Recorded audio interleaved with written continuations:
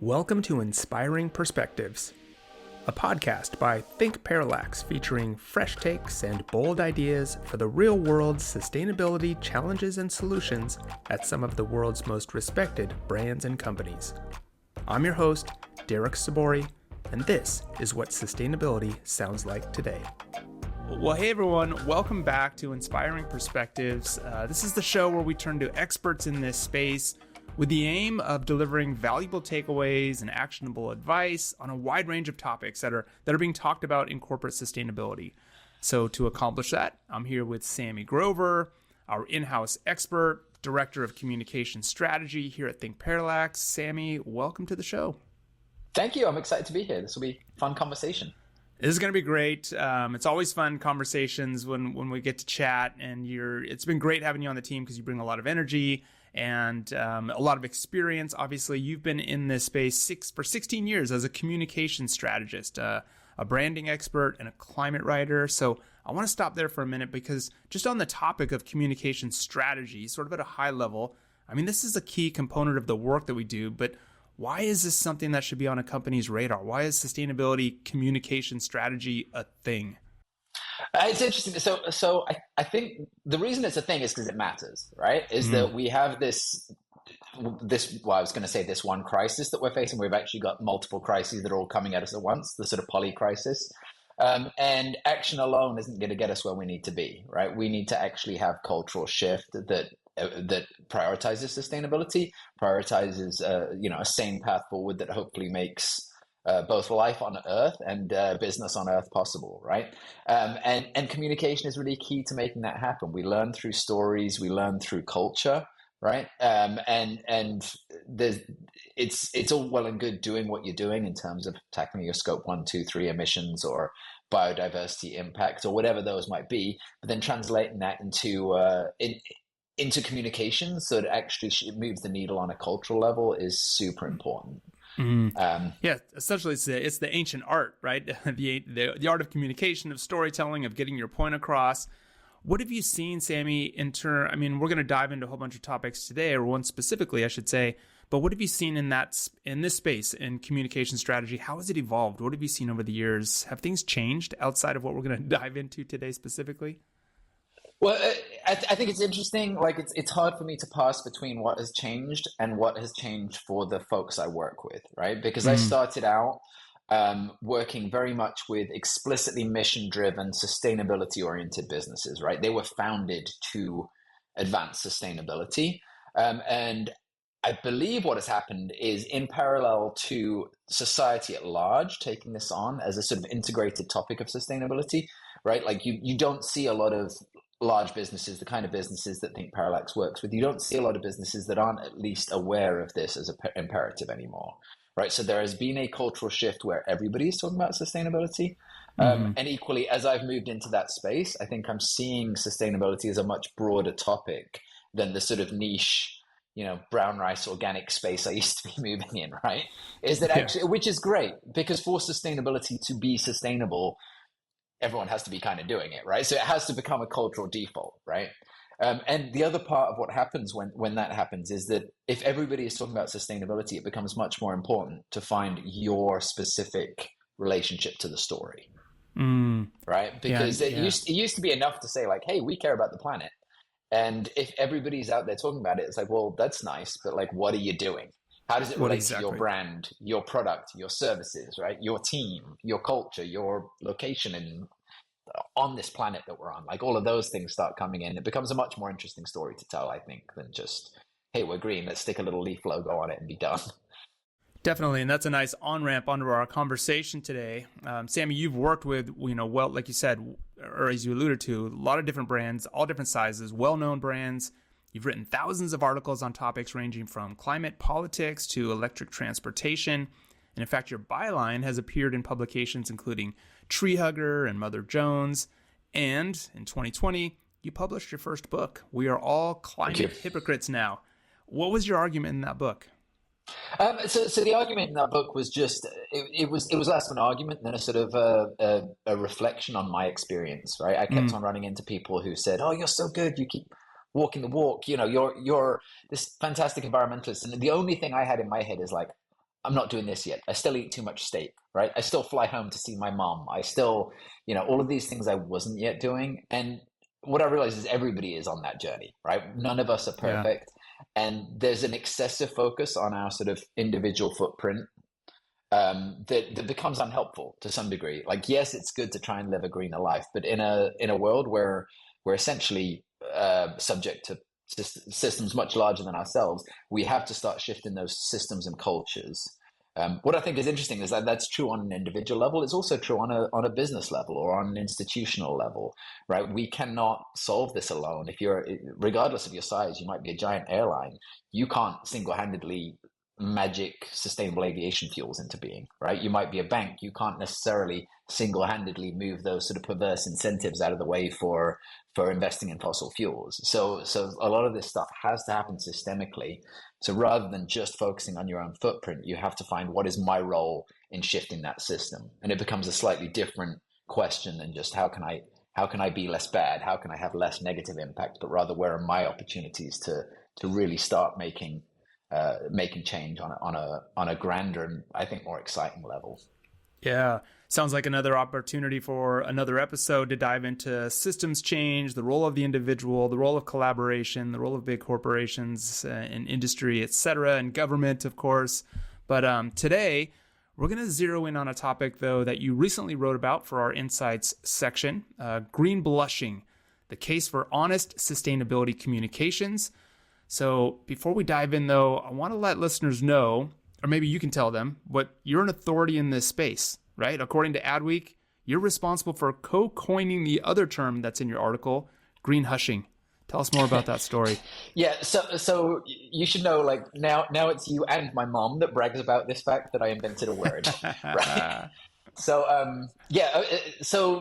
this goes back to, I think, 2007, 2008. I was working with a guy called Jerry Stifelman, who's sort of a fairly well-known creative in the branding space, done a lot of sort of mainstream brand work. And we were doing a lot of work specifically in that sort of niche sustainability space. And we wrote an article. For what we were seeing was a lot of folks who were really leaders in this space who were sort of shying away from talking about it. Right? They either didn't feel like their efforts were worthy enough to be shouting about, or they were concerned about that sort of rising greenwashing and being sort of tarred with the same brush because this is around the time that British Petroleum was out there sort of framing itself as beyond petroleum, and there was a lot of really egregious examples of greenwashing. So folks were sort of backing off from their sustainability communications. And our argument was essentially that greenhushing doesn't help anyone, right? It actually gets in the way, and that your communications ought to be kind of how I alluded to in the introduction here, but your communications ought to be an integrated part of your action on climate, because we have to get that cultural shift. And also we have to move the needle in terms of what is expected of business. So if you're out there leading, you better be communicating about it, because then that raises the bar for the laggards too, and it exposes the fakers. So that was our article, and it probably got a grand total of 1,000 views back in the day. And then 15 years later, I get a call from Adweek that says, "Hey, this is a thing, right? New York Times is writing about it. I believe Vogue was writing about it.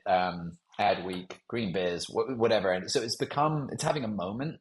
And there's been a lot of reflection on that, and there's some indicators that folks are sort of backing away from talking about sustainability, sometimes for different reasons than what we were talking about back in the day, but.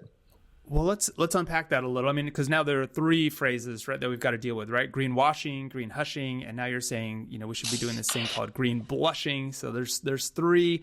Sami, we've heard from several clients that their companies are really hesitant to be too bold or to speak too loudly about their sustainability efforts, which you just kind of alluded to, really sometimes for fear of any legal repercussions or even regulatory risk.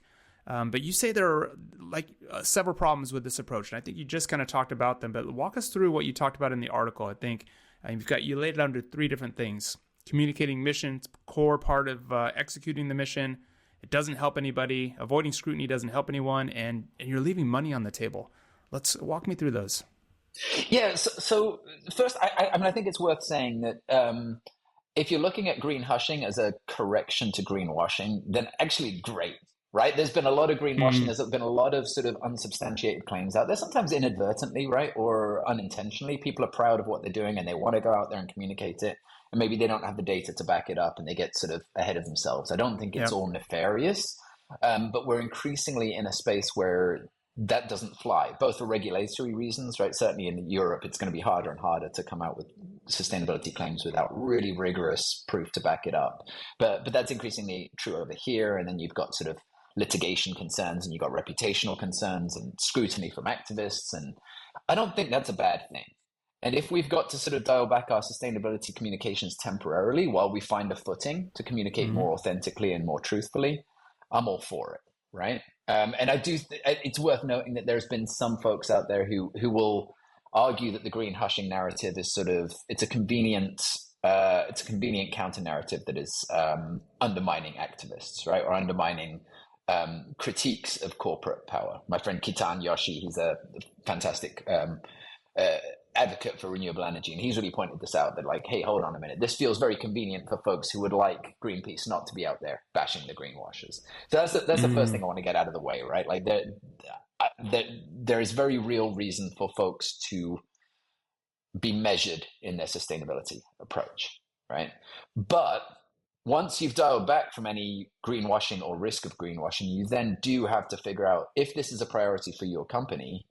You got to figure out how to talk about it, both for moral reasons, right? For those reasons I laid out, we do have to shift the culture so that sustainability it becomes or remains a priority for everybody. You've got to create a space where that makes greenwashing harder to do by being those leaders, right? By being those sort of advocates. And then you've got to, there's market demand for it, right? We know that Gen Z is out there sort of demanding sustainability and prioritizing sustainability over brand in some cases. And we've got some interesting data coming out on that. Actually, I think Parallax will have some stuff on that soon. So there's all these reasons to not green hush, right?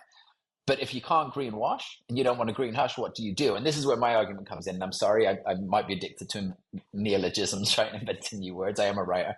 But green blushing, and there are a few other folks who've used this term too, so I don't even know if I'm the first. But to my mind, that is finding your authentic story, right? In the same way as my book was about me presenting myself not as this perfect environmentalist, but just as somebody who wants to make a difference, right? And who looks at it and says, hey, I'm out in front on my composting, right? Like I've got 5 compost heaps, like I'm doing great on that front. But hey, my aviation footprint is awful, largely as a function of where I live and where my family lives. So to me, the more authentic story is to find where you are on this journey, as if you're a company or a brand, an institution, whatever. Where are you leading, right? Talk about that, but also talk about your challenges. Talk about those places where maybe you're having difficulties, because that actually helps illuminate the way for others too. If you can go out there and say, hey, we're an airline and we can't buy enough sustainable aviation fuel. Well, then that gives you the opportunity to say, well, what would need to happen in order for me to be able to buy enough sustainable aviation fuel, right? And how far can sustainable aviation fuel get us? Or do we have to also look at demand reduction, like modal shift, all of these things that are a part of the conversation within the aviation space, right? So to me, that provides this really rich opportunity for discussion, for storytelling, for framing the debate in a way that actually helps move the needle much more than just sort of superficial positioning as the leaders in everything, you know? Yeah. I want to go back a little bit because you talked about some of the criticism or skepticism around green hushing, right? And I think one of the things maybe that prompted this article was that there has been this feeling that there's a trend that more and more companies are starting to green hush. And do you see that? Is this something that is worrisome? Is this really something that is out there? Or is it even worth debating? Because if green hushing is there, do we need to be focused on just, like you said, pushing forward solutions that are driving more action? Give me some of your thoughts on this green hushing trend. Yeah, so that's a good question, right? There's definitely there's some folks that came out with a survey, I think 2 years ago. I mean, this is where a lot of the current discussion of green hushing came out. Was that they came out with a survey that said, I think 1 in 4 businesses was talking about going green and then going dark, right? Continuing their ESG work, but not talking about it as much. a lot of the critiques of that sort of trend line, if you like, are essentially that asking people what their intentions are is not the same as measuring what they're doing, right? Like that's not sound methodology for actually figuring out whether this is happening or not. But anecdotally, both you and I are hearing from certain clients, people within our networks that, hey, it is becoming harder to talk about X, Y, and Z, partially because legal may have concerns about sort of litigation risk, or we're not sure we can back this up, or we're not sure it's a priority. We're certainly seeing some of those other topics, maybe more on the S of the ESG, right, around some folks being worried about the culture wars and sort of the divisive discussion around DEI, for example. Like, definitely there are considerations out there. I don't have the data to say whether it's a trend or not, but I do think it's a valid question of, like, is this what we should be focusing on? Yeah. Regardless of whether it's happening or not, I think a more interesting question is, how should we be talking about sustainability? Right? It's not whether we should or not, because if we accept that sustainability is a priority on a societal level, and I think anyone who accepts basic science would say it has to be, right? We've got second hurricane in a couple of weeks coming right now, and I've got several clients who are out of touch because they're having to evacuate their homes, right? I've got friends who are still without power up in the mountains of North Carolina here, right? Like, this is a priority. This isn't about hugging trees, right? This is about, can we maintain our societal system so that quality of life, human beings can thrive, business can thrive, all of this stuff. We know it's important, and if it's important, you should be talking about it. Right? If the work you do matters, you should be talking about it, but how do you do so in an effective way? And that, I think, is where that green blushing idea comes in. Yeah, and you talk about, when it comes to green blushing, it's this idea of sort of honesty, transparency. What role, whether it comes to green blushing or green hushing, what role do regulations play? I know, kind of in researching for this, there's talk of voluntary standards versus true regulations versus just sort of the market demanding what you can and can't say, and that pushback that you might get from different stakeholders. I guess, which one of those things drives any of this the most? Is it the regulations that are coming out of Europe and even here out of the US, or do we just need better voluntary standards for what you can and can't say and how you can say it? Or do we need activists to keep kind of speaking up? Do you have any thoughts on any of that? I'm going to give the really sort of boring cop-out answer and say all of the above, right? Yeah, that's fair. These things are an ecosystem, right? I was just talking with a friend of mine about this, is that she was in a space within the forestry space where activists can sometimes be very, very outspoken about sort of anti-logging or anti-sort of industrial forestry or whatever.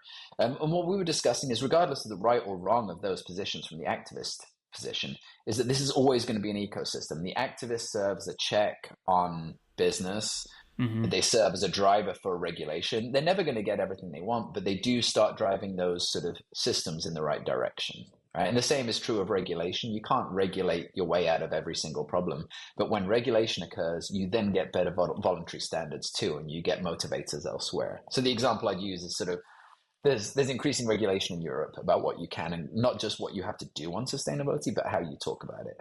Right down to, like, whether you can, stick a leaf logo on something and sort of imply that it's green, right? That's becoming increasingly hard. And that was the age old, right? Like, let's just stick a wind turbine next to this photograph of an SUV and we'll be fine, right? And that's increasingly hard to do in Europe. And I don't necessarily see regulation like that coming in every jurisdiction. It's probably not coming in Florida anytime soon. But when you've got regulation over there, you start getting litigation over here, right? So you've got all of these different drivers, and I don't think you can look at them independently of each other. Or, you can, but it's not a particularly helpful way of doing it. I think the more helpful sort of approach to it is to look, how do I relate to each of these things, and where can I lean in so I can move them in the right direction? And sometimes that's sort of engaging in dialogue with activists so you can help inform their approach. Sometimes it's lobbying for a certain type of change, or joining industry groups, or just talking publicly and saying, like, hey, here's how these regulations affect us. Here's what we would like to see in order for us to achieve our goals. We were just talking to a client recently who was sort of struggling on some of their goals on the ESG side, and specifically around transportation. And their point was just, we're never going to reach our goals unless aviation fuel becomes more expensive, right? because currently it's just very, very hard for us to achieve those goals. And I think that's the kind of thing where you just, none of us are on a silo, none of us are an island. We have to start thinking more systemically and then communicating our story within the context of that system. So then they've got two choices that then I would imagine maybe more, but one is to change the goal and make it so that they can meet the goal, or leave the goal where they have it. And to your point, clarify that and always be speaking about that and making that part of the conversation, that we just can't do this alone. We're going to leave this goal. We're going to always be missing it until the industry moves further. What's your advice? What's your advice to Correct. That? Yeah. Yes. Or then there's those sort of other workarounds. Sometimes people are like, well, until we get that, we have to do this, right? So we have to accept these imperfect solutions of, we're going to be offsetting until we figure this out, right? Yeah. But I mean, this might be in danger of giving away a headline I hope to use with a client one day. But if there's anyone out there who wants to run a campaign that just says, we can't do this alone, I think that would be a really fun campaign to go out there for any brand, right? Is that we can't do this alone. Here's what has to change. That seems exciting to me. Well, and you kind of, when I look at your article that you've got here, going back to this idea of, so then what are companies to do, right? If they're in fear of making false statements or they don't have the data, so then they maybe start to go quiet. We don't want them to go quiet because you've already explained how important it is for them to talk. You've said that every company can and should lean into a more truthful form of communication when it comes to sustainability. So you argue that the false choice between greenwashing and greenhushing fails us all, and transparency is the key to building trust and driving real change. So talk about transparency, trust, and that real change that's needed. Well, I think where I come from on this is like what we know works in terms of messaging. So there's a project called the Potential Energy Coalition. What they do is they message test on climate, right? So they generate ads for its sort of activist organization. So this isn't necessarily sort of directly parallel with a lot of the work that you and I do, but they generate ads on climate and then they test how they work, right? And then they share what they've learned. And what they've learned over and over again is folks that make the problem human, that communicate it in terms of relevant facts for their audience, and then use accessible language that we can all understand and shared human values. Those win time and time again. And my thesis, my extrapolation is that should work on a brand level too, right? Is that if I'm communicating on sustainability, if I can communicate on a human level that hey, I'm imperfect, hey, I'm making progress here, I've got really good intentions, here's where I'm out in front, here's where I'm challenged, here's where I need your help. Like that becomes a far more interesting and nuanced story, and interesting and nuanced stories are what keep people engaged, right? Yeah, because you wrote there too. I mean, humans we don't expect perfection, right? We try to tell ourselves, I think, as a company or the institution, that we need to present ourselves as perfect. But you've said imperfection is inevitable and it's deeply human. So I hear what you're saying. I think that really resonates with me, that we have to kind of speak in those human terms. That's how you're going to break through and get the message across, right? That's my theory, and I think it's a little different, right? In terms of like, I'm not sure you can sell a car by saying it's good, but it's not that good, right? Like, Like in all honesty, it's good, but the door squeaks a little bit, right? Like, but that's not what you're doing. You're not selling a product, right? You're not actually selling a product when you're talking about your sustainability initiatives. What you are doing is talking about your positioning in the world, right? So it's a lot more relational than it is in terms of doing a hard sell on a specific. And it's absolutely right. If I'm selling, you don't want to be deceptive, but if you're selling a specific product or service, you do want to be leaning into your strengths, and probably your strengths alone, right? Here's what it does well. Here's who it's for, and here's how it gets the job done. When you're talking about that sustainability space, it is an opportunity for more of a conversation. And I think it's more about relationship building from a brand perspective of how do I position myself in a way that wants to bring you on board, creates buy-in, creates trust, and is truthful, right? Because a lot of communication that is out there isn't really in pursuit of truth. It's in pursuit of sort of shifting the agenda in my favor, right? And my hope is that we can do something different here. Yeah, and speaking of which, I think there's an example of greenblushing that you brought up in the article that was from a project you worked on at Larry's Coffee, a certified B Corp out there in North Carolina. Tell us about that. Tell us a little bit about that story. Sure. So this is long before my thinkPARALLAX days, and it's a project really where we released a packaging solution that we believed was really moving the needle in terms of sustainability. I don't want to get too far into the details, but essentially it was what we believed was a biodegradable plastic. It turned out, as we learned more after we released it, after we got lots of positive press, that the data didn't back up the claims we had been sold, and then we were consequently passing on into the marketplace. And Larry was a real leader in this space. He was really pushing sustainability long before anyone, or long before a lot of people were. And first thing he did is he looked at those criticisms, right? He looked at them in good faith, and he turned around and said, you know what? These criticisms are valid. This product doesn't do what we had been led to believe and what we had consequently sort of communicated out. So we're going to nix it, right? We're withdrawing this packaging from the marketplace. And he could have left it there, but he didn't, right? What he did is he allowed us to tell that story, right? And communicate it out into the world. So rather than staying silent, we invited those activists on camera, right? We brought them on board, we interviewed them, and we asked them questions about why does this packaging not do what we've said it does? What is the issue here? What's the problem? And the thinking was really to just help other people not to make the same mistake we had.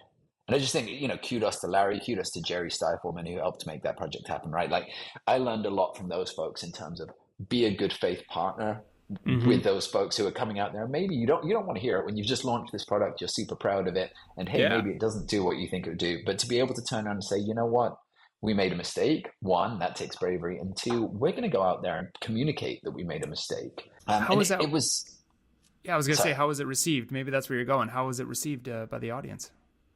I think within our core, it didn't sort of go viral or anything. It wasn't sort of like, it didn't sort of make the rounds of the internet like maybe we hoped. But within our core audience, we had sort of some hardcore sustainability geeks, and they were so grateful, right? And we developed really good relationships. I'm still friends with one of the composting nerds that appeared on camera, right? He just sent me a birthday wishes the other day.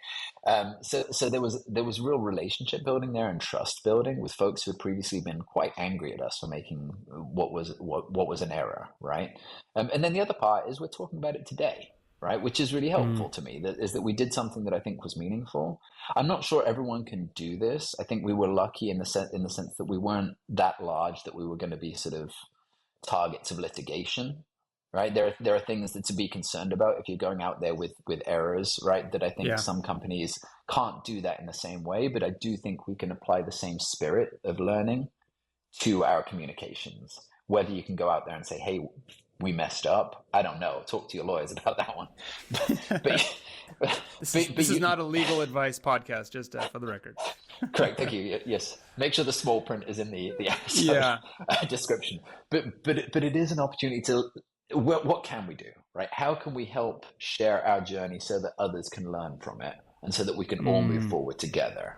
That's really the interesting part of that project to me, because I think that's what we should all be doing.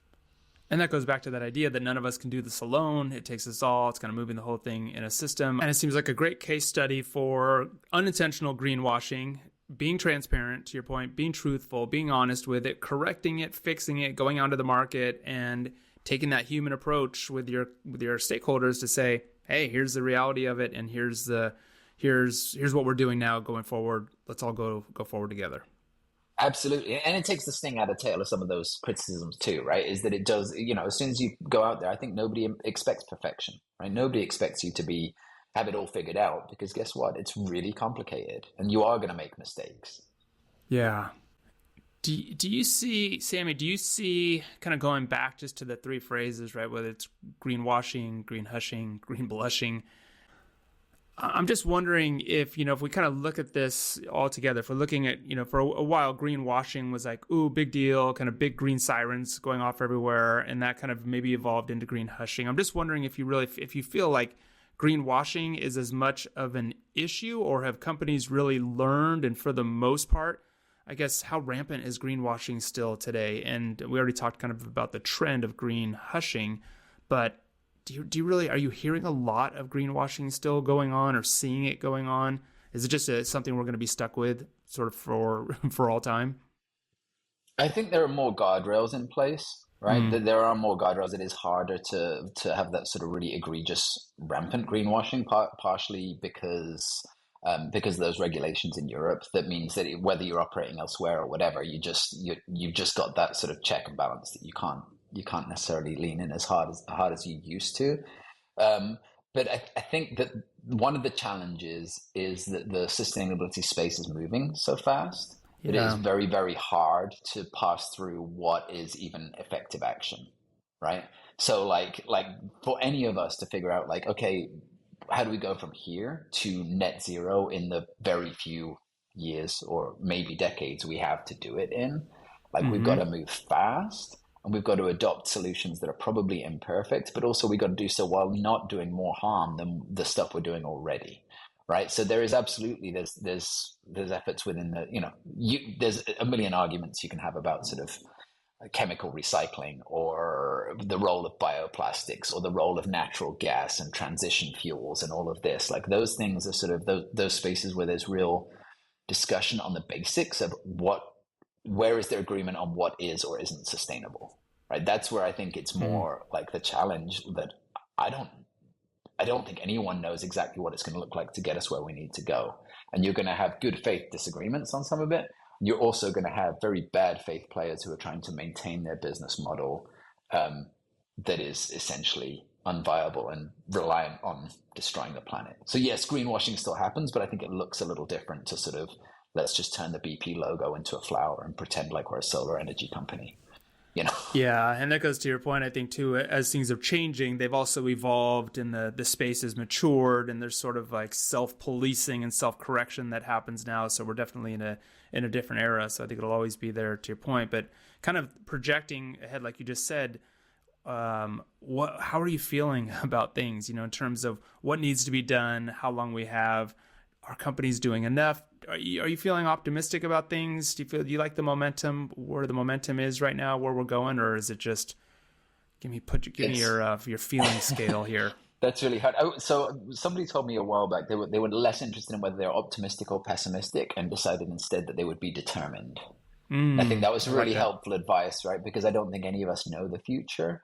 I believe we're in a race between tipping points to some degree. I do think we're making incredible progress. I couldn't have even imagined how sort of high up the conversations about sustainability are happening now, and how committed really large and powerful players are to shifting the needle, but also like the speed at which certain climate trends are unraveling, certain biodiversity trends are unraveling, and also sort of political instability, populism, all of this is going. Like, it does feel like we're at this, like, if you asked me 10 years ago, I said, yeah, it's inevitable. We'll all be driving EVs and solar is everywhere, and we'll have solved everything, and racism won't be a thing anymore, and it'll all be great, right?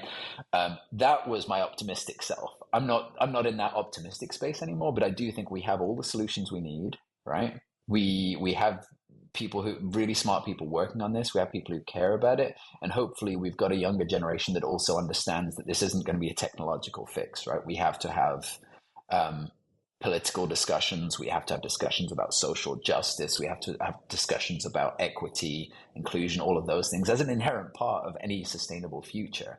Like the pieces are in place to get it solved, but just the amount of work that is still to be done is daunting. Yeah. Right? But the good news on that is that like none of us are going to be short of important, meaningful challenges that we can sink our teeth into and work to do. We'll stay employed. What's one thing? I mean, if you can narrow it down based on all of those things you just laid out, it sounds like you've got some bright spots out there that you're seeing. But anything that you're working on or seeing or reading about that you're really inspired or motivated by right now when it comes to this space?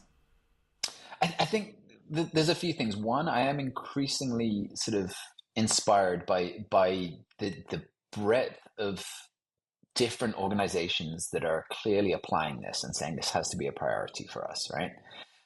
And then figuring out, again, like I argued, that they're figuring out what is my role in moving this, right? I might not be, say I work in the agricultural space. My role is in shifting like how we deal with soil carbon, right? And sort of really narrowing in on like what is that place that I can have, like less thinking about just my carbon footprint and sort of reducing my negative impact, but where is my handprint at, right? Where can I sort of go out there and increase my influence on the world in a positive sense? So that's really exciting to me. And then I think the last part is I've been really, and this is more just sort of message nerding, but I think it's really exciting to see people testing what works in terms of communications, right? So there's a number of projects out there. I mentioned Potential Energy Coalition. There's the Climate Advocacy Lab. Folks are out there saying like, okay, for years we've sort of just said we can just yell data from the rooftops and people will eventually care, right? And that's not really how culture changes. So going out there and figuring like, how do we tell this story in a way that moves people and doesn't just move them, but moves them to action? That to me is really exciting. I'd love to see more of that. And there's so many projects out there that are doing that. I think that's really exciting. There's a good energy project are working on essentially sort of screenplays for Hollywood, right? How do you write climate into sitcoms, into horror movies, so I was fortunate enough to contribute to their playbook for screenwriters, and it was super interesting because I know nothing about screenwriting. I was simply talking about the value of acknowledging and embracing our own hypocrisy. But I think that kind of nuts and bolts level of how do you shift culture is a undervalued part of the sustainability narrative, and I think that's something I'm hoping I'll see even more of in the future. Yeah, no, I'm with you on that. I think that's so important. We'll wrap things up here, Sami, but I just got a couple more things that I want to get out of you. I always try to ask our guests, if they could. You mentioned a whole bunch of things as we were speaking in terms of focus on biodiversity, climate. We talked about soil carbon, waste. It was all in there. But if you had to kind of narrow in on a sustainability topic that's near and dear to you, maybe that you'd like to see us dive deeper into, or that you would urge people to pay more attention to, what's kind of the one topic that you're like, this is the thing I always kind of push people into?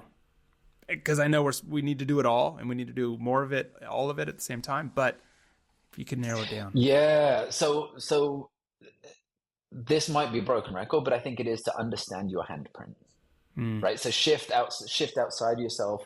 Yes, fix your own house, get it in order, but really look outwards, right? And that's not a specific topic, but it is a perspective that is so valuable, right? So look out into the world and figure out, how do I move the needle on culture, right? How do I move the needle on politics? How do I move the needle on, because that's where we're going to move. So it might be for one place, it might be, we need to lean into composting, right? Or we need to lean into sustainable transportation or whatever it is. I think all of those things are important. I can't pick one that is important for everybody, but I do think it's that shift from like, I heard it described recently as, this was on a personal level, but there was somebody who described that we all have main character syndrome. So all of us think of ourselves as the main character in the story, right? And that's sort of a cultural shift. And actually, if we can think of ourselves as sort of more like, if you've watched The Wire as a TV show, right? The Wire, to me, the protagonist is the city, right? Or the protagonist is the institution. And the characters are simply sort of plot devices to move the story along for the city, right? And I think in the same way in activism, sorry, that's a very nerdy sort of storyteller example, but I think it's really important to think of it the same way. Whether you're a business, you're a brand, or you're an individual, is like, how do I play my unique role in moving that societal story? Because the story of solving climate change, the story of solving our biodiversity crisis, or our figuring out how to end racism finally, or figuring out how to actually have an equitable society, those are societal stories, and no one person is going to solve it. We'll have these heroes along the way, right? But they'll be like minor plot points in the long run, So your perspective is this idea that your footprint is what you leave behind, right? The impact that you have, whereas your handprint, you're saying, is kind of what you contribute to, what you put out there, the energy that you can put into it, the change that you can make based on your skill set. Is that fair to say? Yeah. So footprint is sort of negative impact, right? Mm-hmm. What is my negative impact, and how can I shrink it? And the thing about shrinking your footprint is you can only go so far. Right. You can go from 100 to 0, right? But even getting to 0 is hard. Whereas your handprint, in theory, you can go from 100 to 1,000, 2,000, 3,000. There's exponentially more you can do when you start looking outwards into the world than simply shrinking your own footprint down.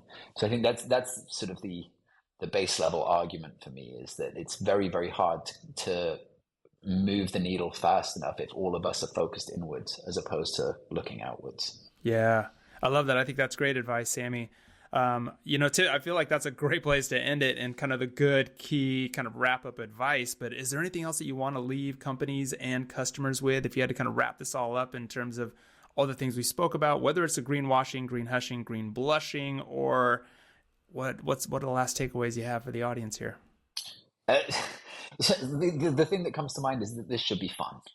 Right? Like, I think this should be fun. Like and that doesn't mean we all have to be making jokes and sort of being out there. That's not necessarily what I mean, but it does have to be an engaging challenge, because we're going to be doing this for the rest of our lives, and our kids are going to be doing it for the rest of our lives. This isn't going to be solved in 20 years time or 30 years time or 40 years time.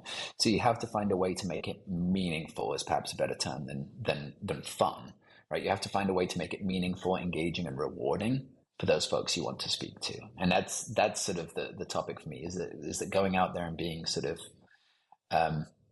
environmentalists tend to be like members of Overthinkers Anonymous, right? We're all like, we're all talking data and trends and blah, blah, blah. And it's like, how do you make it human? How do you make it something that I can relate to and take with me in my life? That's kind of where it's at to me. And that's how we're going to solve this is finding those things that can move us forward as a culture and bring other people along with it. Because just yelling from the rooftop hasn't helped. Not yet. Sami, thank you so much.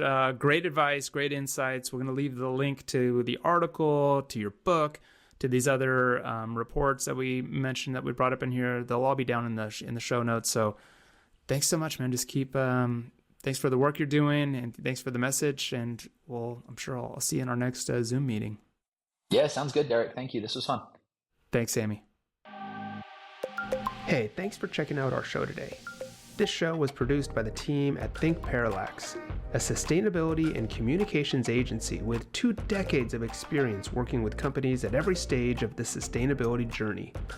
We are experts at assessing where a company is today, defining a North Star, and developing a roadmap to get there. If your team needs sustainability guidance or training, or you have a recommendation for a guest or a topic on the show, visit us at thinkparallax.com. We'd love to hear from you.